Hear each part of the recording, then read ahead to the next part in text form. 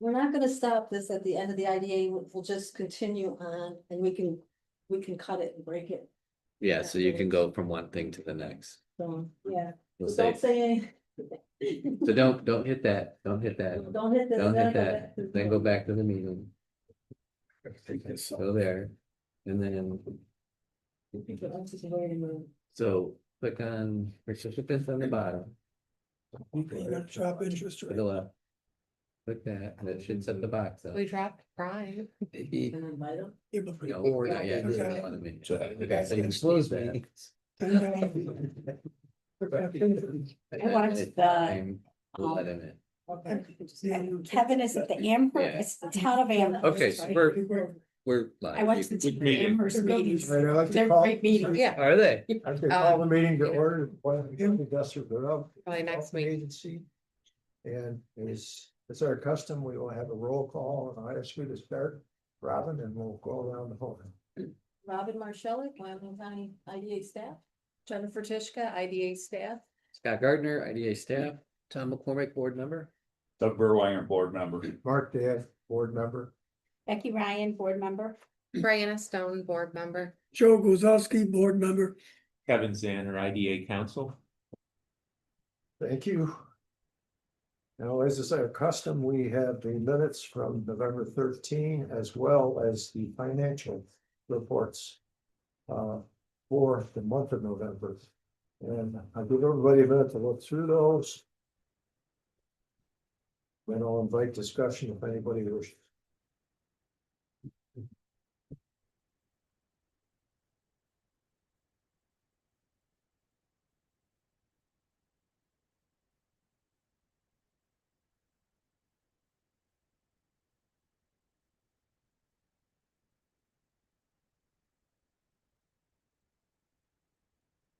Make a motion to approve minutes. Second. All in favor? Aye. Let's turn to the financial statement, and I ask Robin to highlight anything unusual in that. Thank you, Chairman. We start out the month with 271,143 cash balance in the bank and invested funds of 2,158,261. We had our normal monthly expenses, and we did have, if you see under other disbursements, we paid our annual New York State retirement employer contribution. We ended up the month with 172,217 in cash and 2,158,261 in CDs. And over on the back is our budget, and of course, we're only 1 month away from the end of the year, so I think we're good for most everything we have. No interest on this month? Did that just? There was just a little bit of bank interest, there was no interest on CDs. Any further questions or discussion? If not, I'll entertain a motion to approve the report. I'll make a motion to approve the financial report for November. Do I have a second? Second. All in favor? Aye. All right. There's also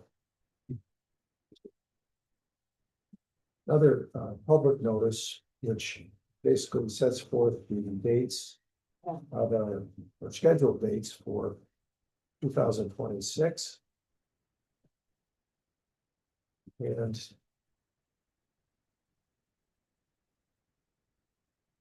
there's also a communication from our New York State Comptroller. And together with a letter dated October 14th, 2025. It's complimentary to the action taken by this organization.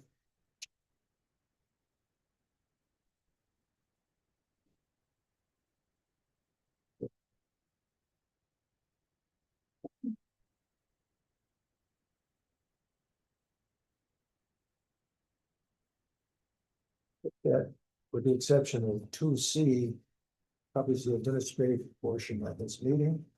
For administrative item D, Chairman, did you want any discussion on the second Thursday of each month, if that's still good for everyone and? give the nod. Let's ask it the other way. Is there anybody sees any problems with any of those days? I know we just got on, but it's basically the second Thursday of every month.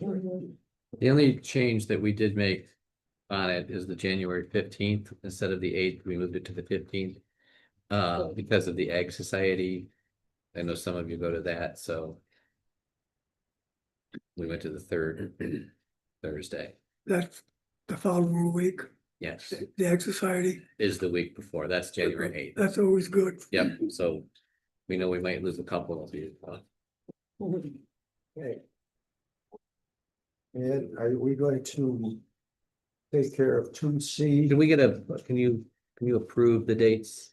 I'll make a motion to approve the dates for 26. Thank you. Second. All in favor? Aye. Aye. Okay. Okay, Okay, I'm gonna invite you to go ahead. so we have the auditor, Chris Johnson from EFPR, who's gonna do a presentation. See, coming in. He's online. Every year. Yep, so we're gonna Switch to it. bring him in just a second, and then he can close that. And he should be on the screen. Yep. Hello, everyone. Hey, Hello. Hello. So Chris, we're at the point in the meeting where we're ready for your presentation. Awesome. This is Chris Johnson from EFPR and his associate Elizabeth Bianchi. I think you've been with us. Everyone. Yes, he's been. All right. Looks like, can I share my screen? Yes, just give him the ability to go to the participants. And then go to his name. And then little dots. Yeah. And then give him a co-host. Yep, there we go. Confirm. we just gave you the ability, Chris. Wonderful. All right. So my name is Chris Johnston. I have Lizzie Bianchi here with me from our firm. Lizzie's actually, she's worked on your engagement the last 2 years.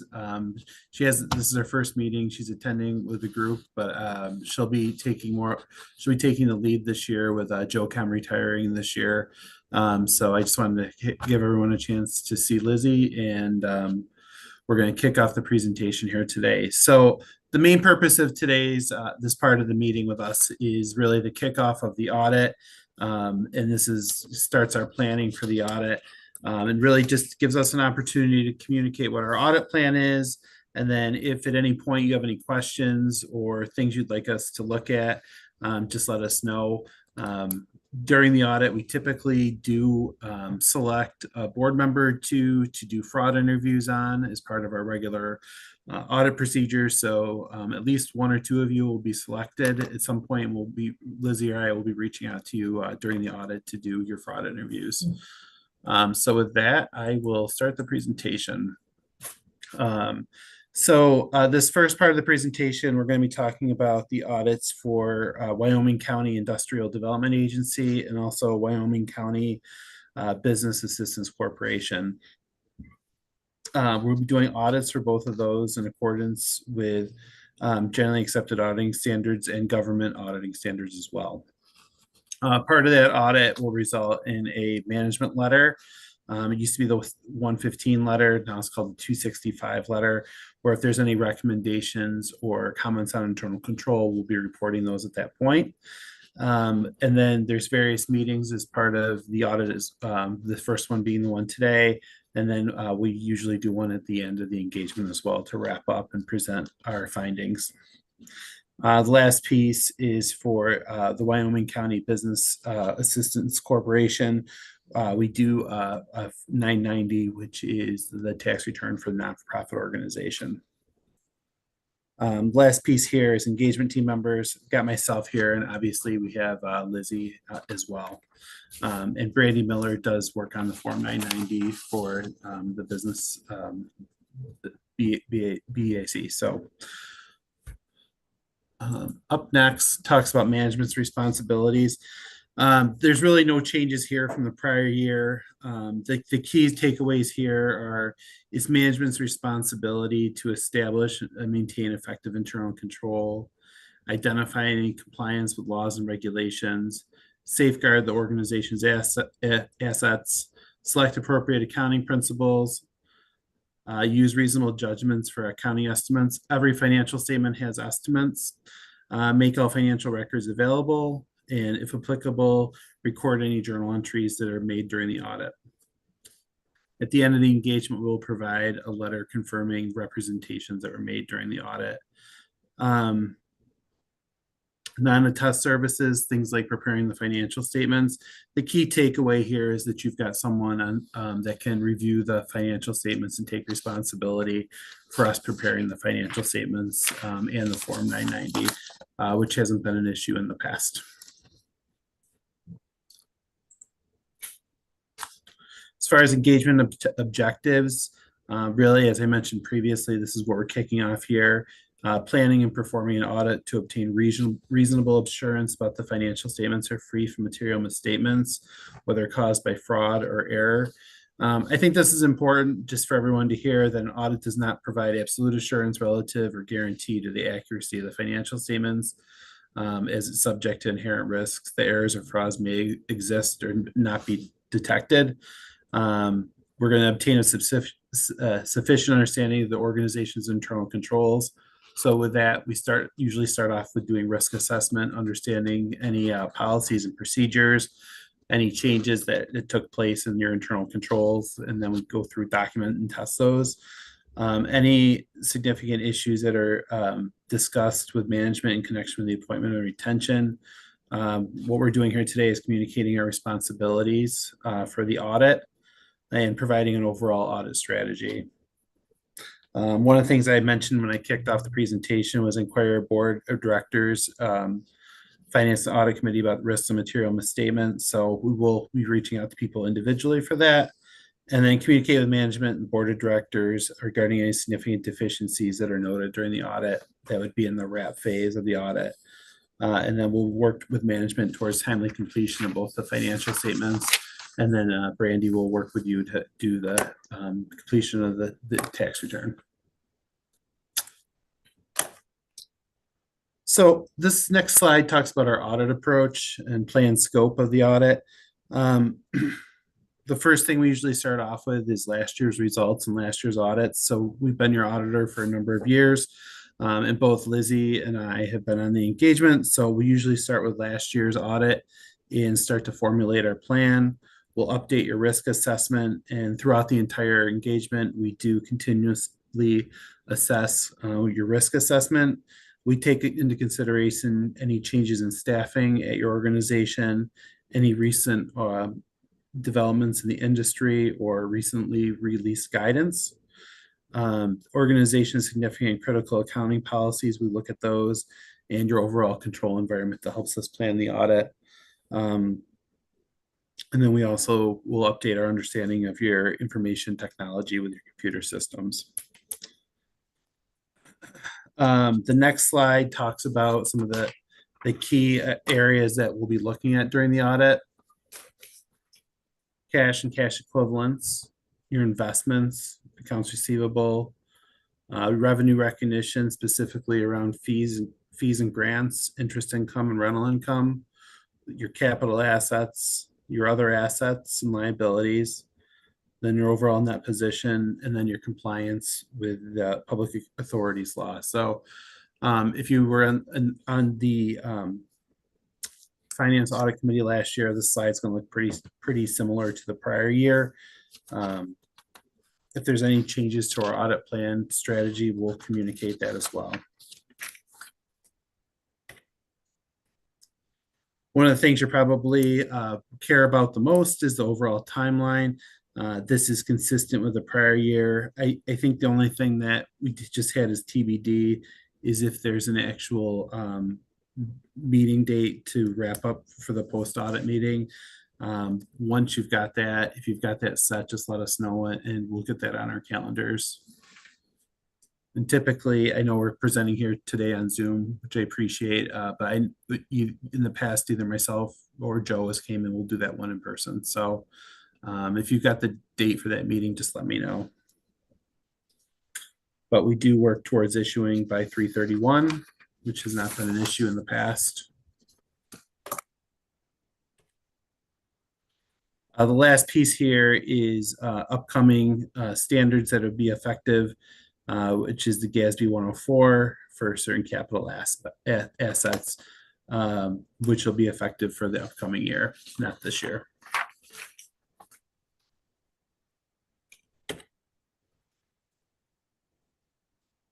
I'm not 100% sure if Joe's went over this in the past as well, but we also do the Wyoming County Business Center auditing as well. We do the plan for this slightly differently. This is basically what we just did, but in letter format. Talks about our responsibilities under generally accepted auditing standards. Part of our audit will consider your systems of internal control. And really, it's the rest of this communication is pretty consistent. The key takeaway down here at the bottom is we have the two key significant risks that we identify as part of the audit is management override of controls and internal control over financial reporting. This letter is pretty consistent with what we've presented in the past as well. So no significant changes there, but that does cover all three entities' audit planning documents. So I don't know if anyone has any questions. We did send over the engagement letters. I think they went out either early, I think they might have went out late last week or early this week. They went out early this week and I've signed them and sent them back. Perfect. So we should be good there. This meeting is usually pretty basic and just more informative. So not a lot of surprises or excitement on the audit planning side typically. But if you have any questions, be happy to discuss them. It's. Okay. So, I did just have one question, Chris. It said that, working with our staff utilize will be working remotely, so will you be coming out to? Yeah, so we'll work with you and figure out what makes the most sense as far as if we'll make selections ahead of time and if come out and pull some of the work, however works. I know everyone works a little differently how they prefer, so we'll work with you specifically and ask and how you want to do that once we start getting the selections. So but we'll probably do at least a hybrid approach where we'll do some of the work internally and then come out. So I just want to say it's nice to put a face with the name. I know you've probably seen her for the last 2 years. I worked with Lizzie, but I haven't met. Yeah, it's nice to see you. Very good. Well said. Does anybody have any discussion, remarks? If not, we thank you very much for the presentation. Thanks, everyone. We'll see you soon and have a happy holiday. You too. Take care. Bye-bye. Okay. They left themselves out. Perfect. Okay. There you go. Bye-bye. Okay. Bye-bye. We need to move it. I think we now turn to the action item. Do you need to move it? We'll authorize a public hearing for JC equipment rental. And there's a presentation attached to the minutes. Well, I would ask Scott perhaps to give us a quick rundown on this. Sure. Thank you, Mr. Chairman. This is for JC Equipment Rentals. They are asking for an abatement on sales tax on construction materials and non-production equipment, a mortgage tax abatement and pilot for temporary abatement of property tax. The approximate value of the incentives is expected to be more than $100,000. Therefore, public hearing is necessary for the project. You should be familiar with Mr. Cole, Jesse Cole. Back in 2019, he purchased the old Broder machine building in South Warsaw and fortunately took that down and put up a beautiful new 50 by 160 building and has his headquarters there for his business. So he did a really nice job there. What he's asking for today is he purchased the old Merce driving range in Perry on South Main Street. And he's going to create a new business called Timber and Tin. It's a timber and tin building supply company, which will lease the location from JC Equipment. His project will construct two 72 by 160-foot pole buildings to be used for roll forming metal, selling building packages and renting heavy equipment.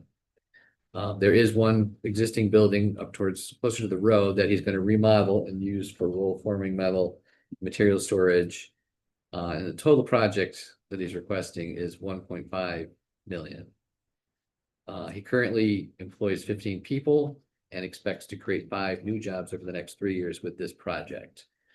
He did put in an application, and I'm going to call it preliminary in the sense that he's still solidifying his financing, but he does know the costs of the building, of the project, so we were able to go forward with that.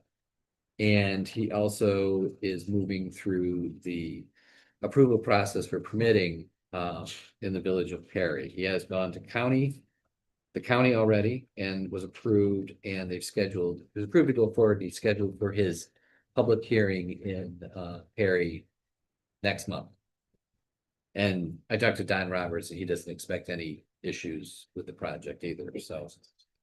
If you just want to look at the benefit calculator that Robin ran, you see the $1.5 million price, you see the jobs being created and estimated earnings. And then on the second page, under the estimated costs of exemptions section, that's where the tax exemption, sales tax, and the mortgage recording tax estimates are put in. And it's even at the discounted value, it's 242,000, which is why it's over 100,000 in benefits. So it needs a public hearing, which is what brings us to you today.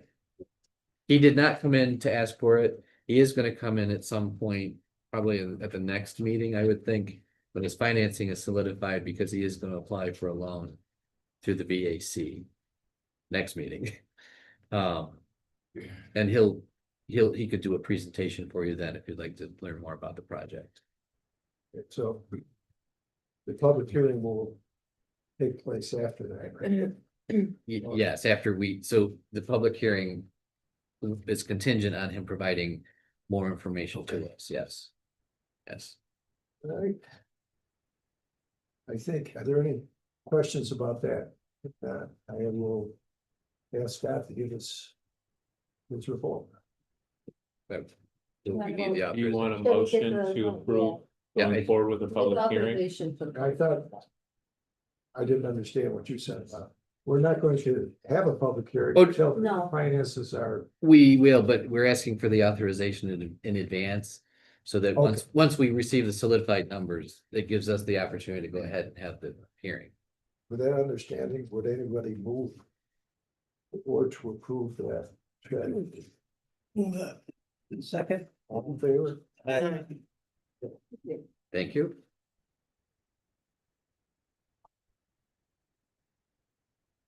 Scott. Okay. Just a quick note, Jim has officially retired from being in the office on a full-time basis. I'm no longer sharing space with Jim. So that's good. He is keeping, as we've said before, a couple of active projects. He did send his thanks. I don't know if everybody got it for the retirement party. He really appreciated that. I have a meeting scheduled coming up with Peter Krob next week to discuss his properties in Arcade and a potential development idea he has. So I've never met Mr. Krob, so that will be interesting. Jim reported that work continues with the developer on the proposed hotel project for Arcade. The developer is currently trying to secure the franchise agreement. We've also received the updated appraisal for the property, which gave us a current valuation of 70,000. And we'll add that in or include that new number on that incentive proposal agreement that we were presented with last time. Let's see, the AES Wind Project has sent their draft community host agreements to their attorneys for the towns of Weathersfield and Eagle, and they're awaiting approvals. And once those are agreed upon, we'll schedule public hearings. In the next meeting, we're going to hear from Rick Hauser from Perry, New York LLC, who I see just walked in. There he is. He snuck in really quiet. And so we've been working on that, but we'll hear from him in a little bit. I was approved to replace Jim on the Glow Workforce Development Board by their board, but that now needs to go to the Board of Supervisors for approval. I recently attended a meeting of the IDA directors in the Finger Lakes. That was in November, and it was nice to meet everyone, and we discussed housing and energy, and that will be a reoccurring meeting. I also joined the steering committee for the Finger Lakes Planning Council's 5-year update to the Comprehensive Economic Development Strategy. That's called the SEDS. And that's the planning document that acts as the strategic roadmap for strengthening and diversifying the local economy through public and private collaboration. And it's required for continued EDA federal funding on economic development projects in the region. We're also sitting in on the comp plan meetings. We're on the steering committee. Jennifer and I both attend those for the county. We are finishing the loan documents for Putman's Maple Service to schedule their closing. The documents have been sent. Thank you to Kevin over to Mr. Putman's attorney, and we are waiting on them to return the completed loan documents to us. We connected with Vicki Tieber from Community Action and relayed your decision from the BAC meeting, and they were very pleased and very appreciative with the action that you took. We will be updating and revising their loan documents and spreadsheets, and we did bill them.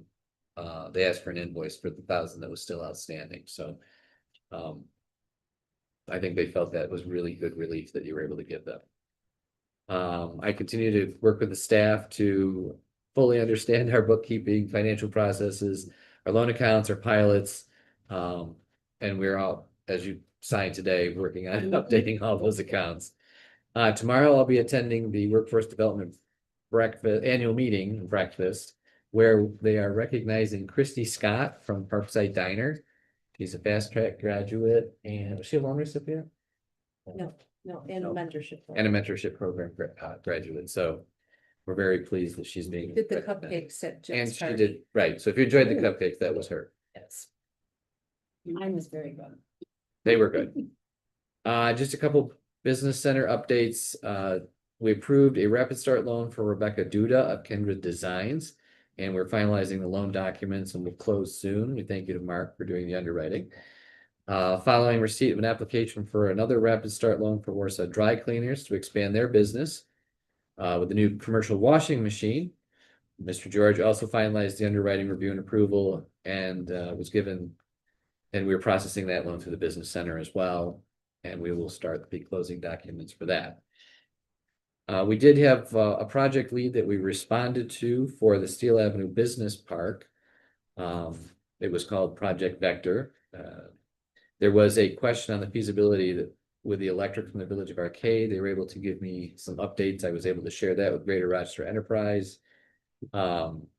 Potentially as a project that seeks about 50 to 100,000 square foot of space or a 5-acre greenfield to construct a facility. So it's potential. We'll see how that moves forward based on the electric recommendations we gave back to the company. So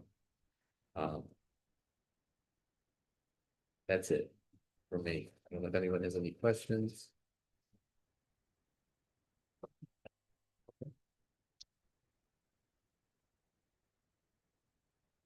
Thank you.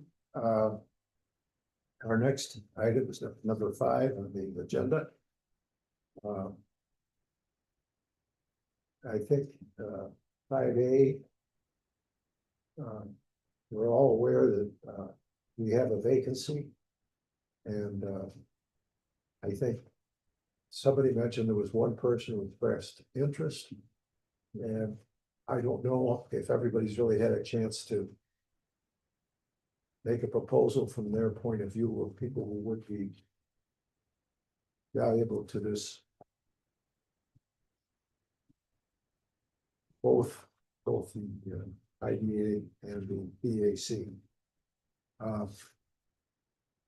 Does anybody wish to discuss that, or should we go into executive session? I ask counsel that. It's just for people who might be interested in getting considered. yes, you can go into executive session to discuss a potential appointment. You know, if you're going to bring specific names up, you can do that. Okay, I have a motion to go into executive session for that purpose. Second. All in favor? Aye. We ask you for that, it won't be long. Robert, just mute. Okay. Yeah, just click on the button. No, just click on the button.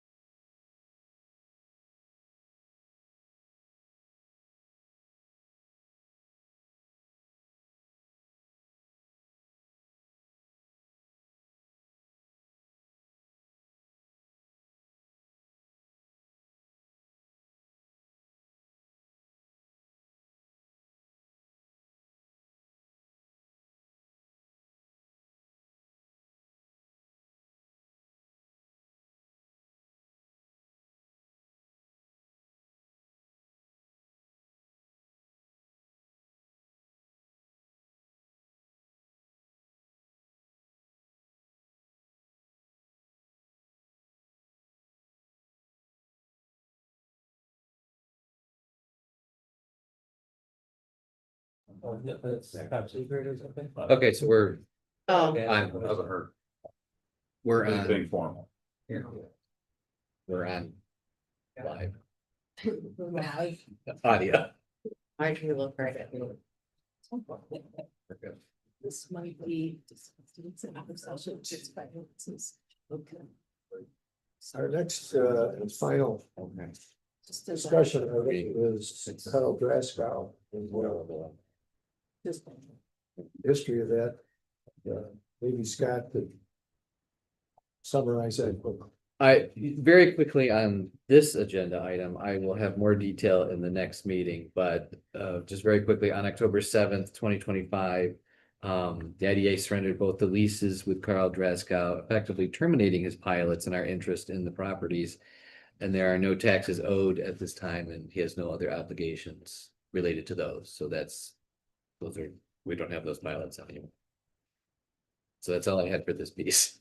And I think that we've had some informal discussion about whether this is ever going to be collectible. I have more info in the businesses in the next meeting. Okay, I'll stay out of your parade. Okay. Is there any further business to come before this meeting? If not, I'll entertain a motion to adjourn and also schedule the next meeting for February. January. January 15th. January, I'm still in 2025. January 15th, 2026. Do I accept the motion? I'll make that motion. Second. All in favor? Aye. Okay, let us turn that to.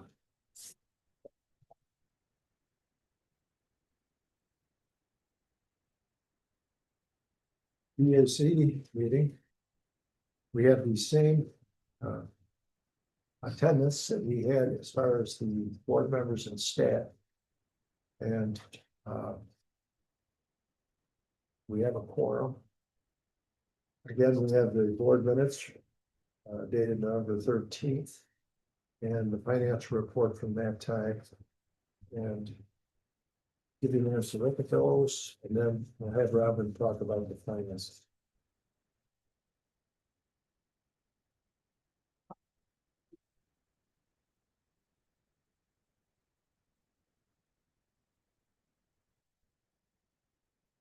I would make a motion to approve the minutes. Second. All in favor? Aye. Robin, is there anything to tell us about the November 30th? Thank you, Joanne. Well, we started out the month with 251,601 in the bank. We brought in some bank interest and interest earned on loans, as well as principal on the loans. And it was a very quiet month as far as our expenses. We ended up the month with 1,279,331 and cash on hand and seats. And then on the next page attached is the loan portfolio. And we have our normal ones that have kind of fallen behind. We will be talking about the Grasdale and Roman. And the Letchworth Valley Campground shows behind, but they did pay. In this, so they're all caught up. I don't know if you can approve the financial report. I move to approve the financial report. We have a second. I'll second it. All in favor? Aye. Okay.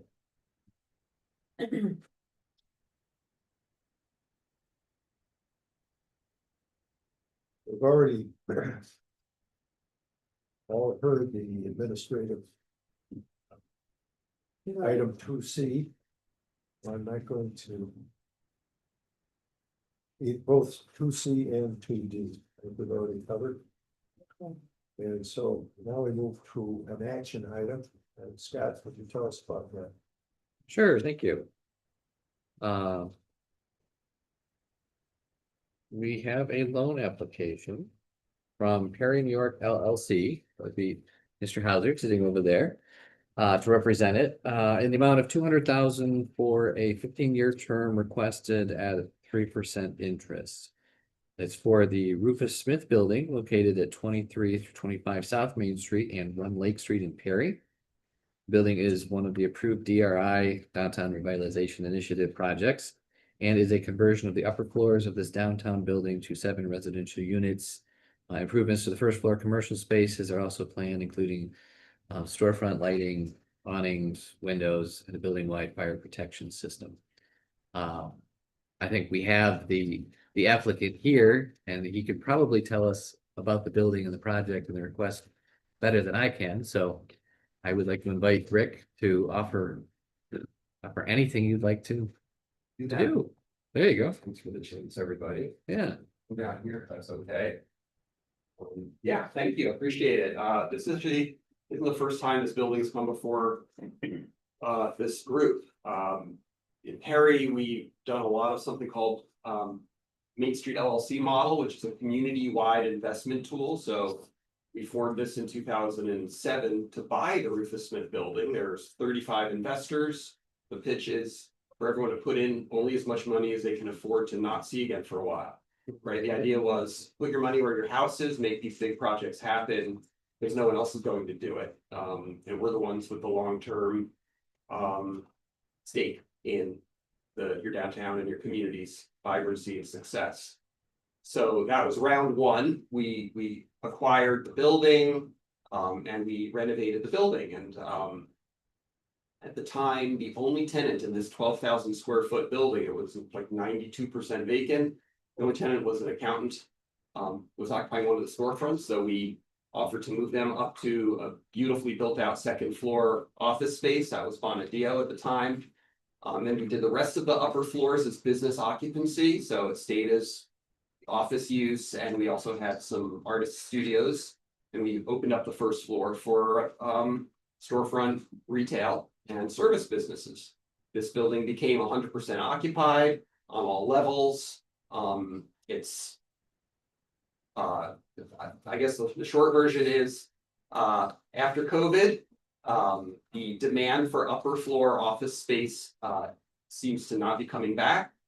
The most recent businesses, anchor business in that location, Complete Payroll, decided not to renew their lease because they figured out how to do remote work with their employees, and there doesn't seem likely to be other anchor businesses. So right now, the upper floors of that building are there's a co-work space, there's some artist studios, there's a few kind of incubator kind of office spaces, all rented at extremely subsidized levels. And the building it's not really generating enough to be able to take care of its long-term interests.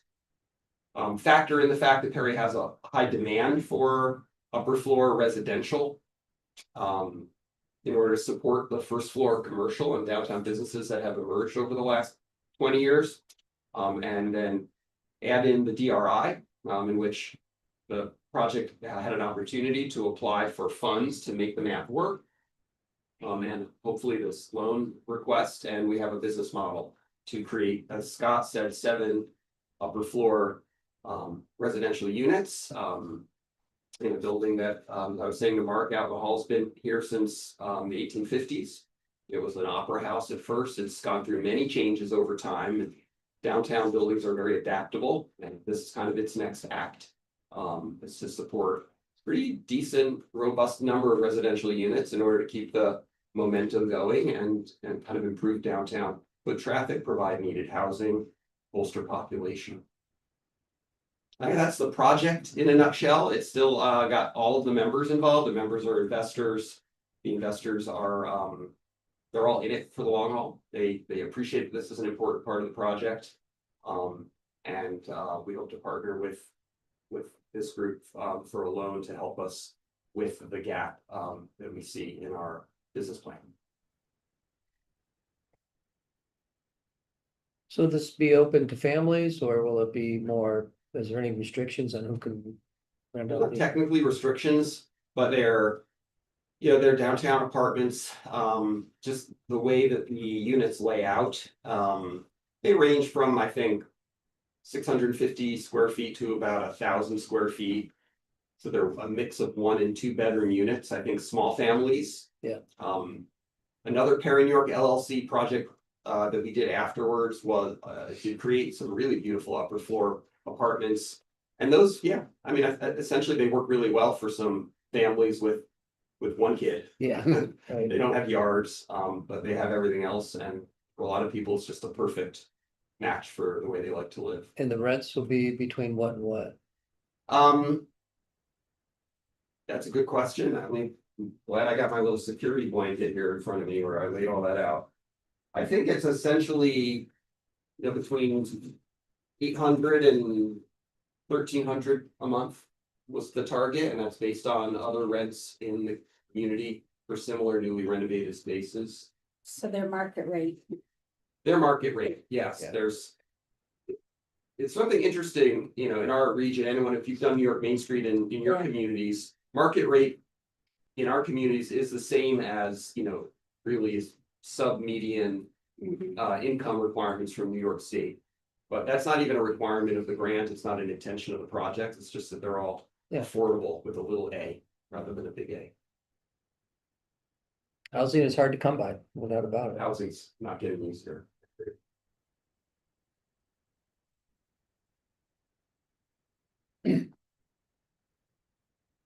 Parking is very adequate for people with these, right? In the back or the side. Yes, yeah, that building fortunately came with 7 parking spots in the back when we purchased it from Mr. Taylor back in 2007. It's like a little dog leg. We have parking, and then we also put in an accessible lift. At the time, like to create office space on the 2nd floor, we needed to put in a kind of a 3-stop open electric lift. So that's another convenience, as this would be, the 2nd floor units would all be accessible. Any further questions? No. Well, thanks, Rick. Yeah, thank you very much. Thanks for your time. Thank you, Rick. Thanks. Good seeing everyone. Thanks. Thanks. Because we're gonna do the financials next, do we go into, Yeah. or should we? We need them with. Have a good holiday. Thanks, Rick, you too. Bye-bye. You too. We stay for grants So- too. So to the extent that the presentation that Mark's gonna give would include the financial information of the company, the board can go into executive session to have that part of Mark's presentation be heard. On motion, of course. So they should do that now. They may do that. It's Okay. permissive. They Yeah. can also have him present. It's not required to go into Okay. executive session. Just wanted to ask the question. Are we prepared to do that? Yeah, Mark, you're ready? Yes, sir. Mark is ready, yeah. Okay. So do you need a motion then to? If you choose to go into executive session to discuss. Oh, we have to go. You don't You have may. to, he said if you may want. I think we should. Yeah. I would. Do I have a motion to go into executive? I'll make a motion to go into executive session. Do I have a second? Second. All in favor? Bye. Okay. Great. Sorry, you're not. Pretty good.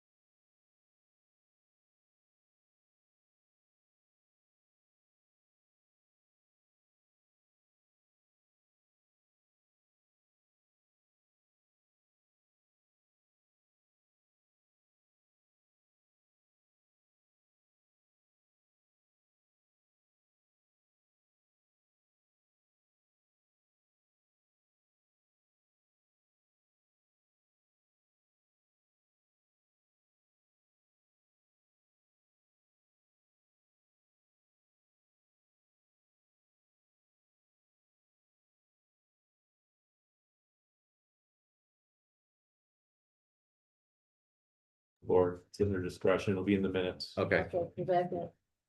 All right, then do I have a motion to adjourn? So moved.